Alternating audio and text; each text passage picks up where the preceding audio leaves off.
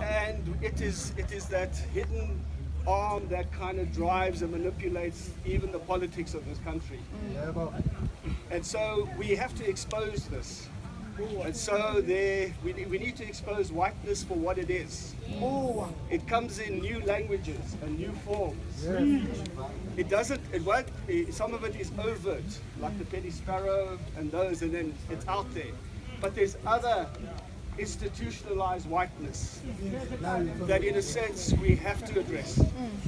And so it's the likes of myself who in a sense hears the voices of whiteness, and they come to me thinking I am white, but I have become a race traitor. I no longer subscribe to what they say, and I have to challenge it, and they don't like it.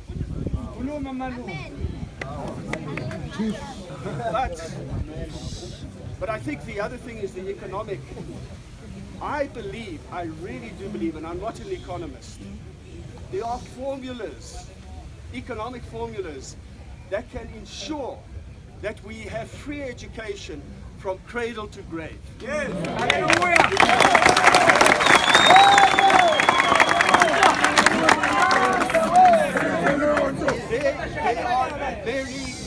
There are ways of taxation. There are ways of taxation that can ensure that we even do away with VAT and PAYE, which affects the poor. There are different formulas, but we need the economists and the thinkers to help us those formulas to emerge. Let me give you one example. Can I give you one concrete example? Did you know we're all on social media? We all use transactions, card. That if we tax every single transaction that takes place in a day, we can do away with SARS.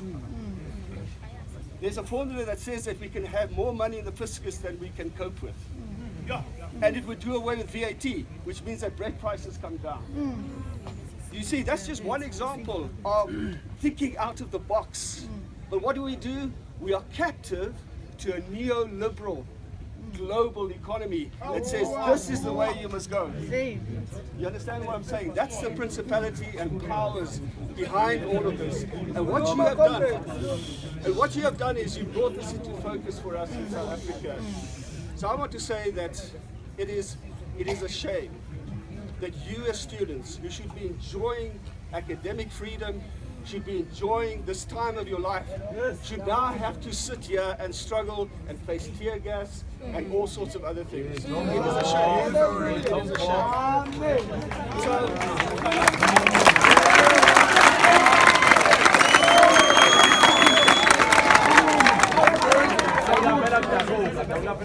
And so I've always maintained that it is time that the young people gave us a lead in this country. And you are giving us that lead.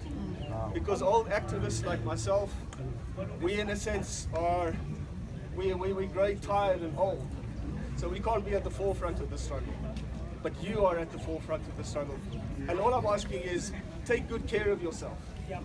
Take good care of yourself, because we want you to be the leaders in the future. We don't want anything to happen to you now that could jeopardize that. So be focused, make sure that we achieve our ends in whatever means we can. Not by whatever means, so I didn't say that. I meant by peaceful means. Okay, by peaceful means. Otherwise I think I'm not. But be assured that as somebody who believes in God Almighty, that let me tell you that God is listening to your voice. And that change is going to come. It is the question is just when that change will happen, but it will come. So be assured of our prayers, and we just pray that things will be safe, and stay as calm as you can. You know, the best moral ground is that when the others do violence to you and you don't do violence to them. That's the higher moral ground, as it were. So bless you all, and may God preserve you, keep you, and may His justice reign. Amen.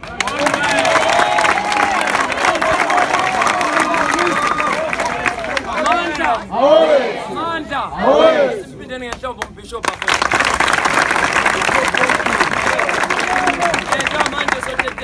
الأولى